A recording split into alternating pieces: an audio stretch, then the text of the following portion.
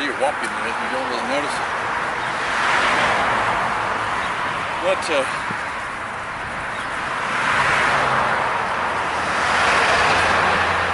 yeah, I'll edit a little bit of these dead moments out here. But I guess we'll go back to why in the world do I want to go hiking on the Appalachian Trail when it is not like any other vacation or any other, you know, break away from the world. I need something simple but hard. And AT is basic. Take care of your feet, walk up and down, make sure you have food. Don't push yourself. You know, hike your own hike. And if you find something new about yourself along the way, bonus. That's what I'm thinking.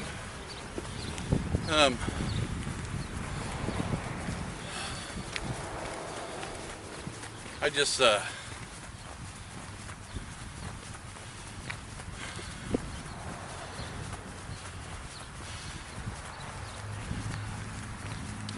need to get in a better place in my head, in my life. Been working retail for a while. The guy I've been working for, great guy. His name's Rob. Really great guy, nice as heck. You know, co-workers, my last retail job and my current retail job, they're all pretty solid. I'm getting to the point, man, with dealing with the public, you know. And I know a lot of people, oh, I hate working with the public. I couldn't work with the public. Well, you are the public, you know, and you got to work with. You have a responsibility too when you go into shop. You know, it's not always the customer's always right. I mean, that's part of it, but if you're nice, the person you're working with is going to go out of their way for you. That's just the long and short of it. If you go in and you're a jerk, I'm going to do the minimum I have to do. I'm going to tell you what, we get enough. Retail workers, we get enough every day of our experiences. We may have 3 or 4 really outstanding experiences in a day. The majority neutral. I'm going to tell you what though, there's a surprising amount of horrible experiences we have on a daily basis with all those people that would never work with the public, that are the public. I've been really, my job's easy. It's a good job. It's a fun job. But, you know, it's hard dealing with people day in and day out that are just selfish and hateful and, you know. But anyway, so the Appalachian Trail has what they call trail angels and trail magic. And trail magic is the act of kindness that trail angels bring about. Just random acts of kindness, just because they're supporting, either they have an affection for AT hikers or hikers in general, or the community, or, you know, they just want to do something nice. And they do really nice things like bring food to the trailheads and have cookouts, or just leave food in coolers with a sign, all the way down to just water. Water is awesome.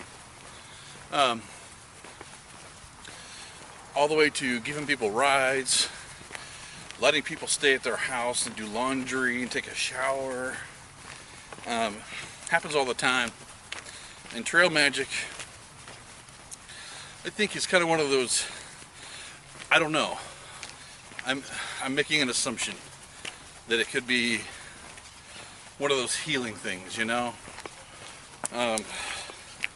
Finding a group of people on the trail that I can walk with that, you know, that are out there for the same reasons, just to get their soul healed and get back to who they actually are, not angry or sad or depressed or bitter, you know. So that's why I'm going. Am I going to do the whole thing? Probably not, honestly. I'm going to try. I'm going to try to go as far as I can. I'm not going to delude myself into thinking that I'm going to be able to be the 1 in 4 that's going to make it through. But I'm going to be one of those 1 in 4 that gives it my best shot. If I hurt myself, I get knocked off the trail, that's fine. Run out of money, could happen. Just emotionally miss my family, miss my son and my daughter. There's a high probability of that. My dogs, you know, my friends.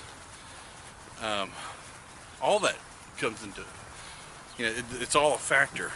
So, am I going to do the whole thing? I don't know. I haven't even started yet, but I'm going to try. One of those things that I would never know if I could complete it or not if I didn't try. And you never know what you can do in your life if you don't try. If it seems too absurd or ludicrous or impossible, if you don't try, you'll never know, and it'll always remain that mountain in your life you never climbed, or that dream you never felt you went for. So that's why I'm going.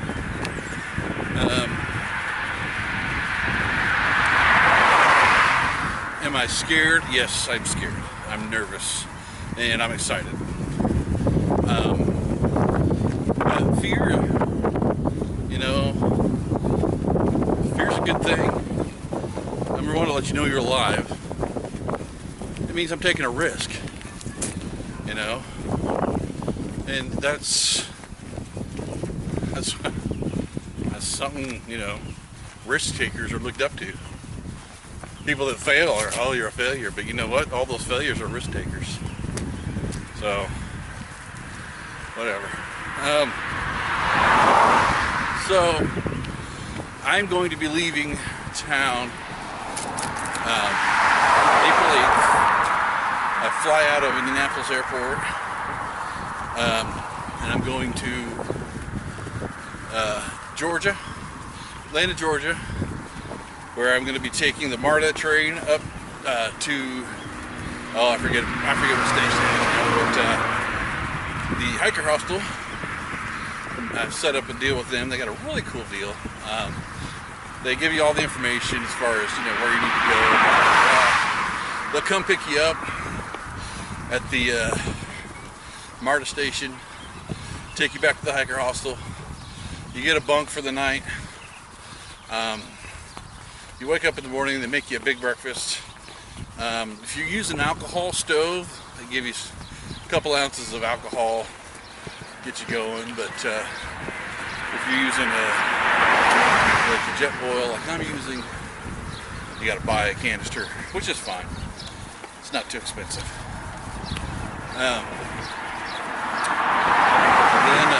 they take you and they drop you off either at Amicalola Falls, which is the approach trail to Springer Mountain, which is the start of the AT, or they take you to Springer Mountain and drop you off there right at the start of the AT. Now, the wonderful lady I was talking to was really sweet and really smart, really nice. And she was like, So we can do one of those two things, drop you off at the Amicalola Falls or take you to Springer Mountain. And I was like, well, I'd like to go to Amicalola Falls. She's like, why? And she's got a point, because Amicalola Falls is 8 miles from the start of the trail. That's not even included in the trail, technically. And it's got 600 steps, like actual steps, like stairs, wooden staircases going up and down the falls. You know, take a look at some videos. It's pretty, pretty serious.